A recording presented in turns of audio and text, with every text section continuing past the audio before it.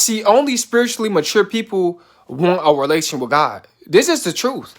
Because you have to be mature to have that relationship with God, because you got to keep God's commandments. See, a lot of people, they can't keep God's commandment. They can't even keep not one. You know what I mean? And you know what I'm saying? I'm not saying that us chosen ones were perfect people, right? But most people, they can't keep not one, one of God's commandments because they're weak-minded. See, they're not spiritually mature. This is why a lot of people, they choose to be carnal minded. This is why a lot of people choose to be of the world. Because when you have a worldly mindset, it is acclimated to just a lack of accountability, right? You know what I'm saying?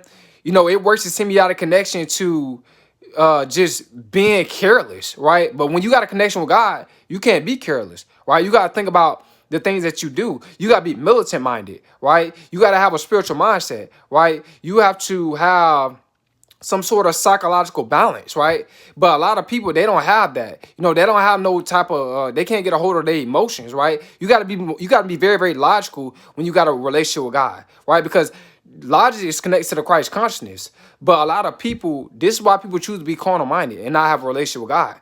And rather be rather have a worldly mindset, because they have a weak mindset, which puts them in a psychological egregore against their own consciousness, and it reverses their frequency to dark psychology psychologically.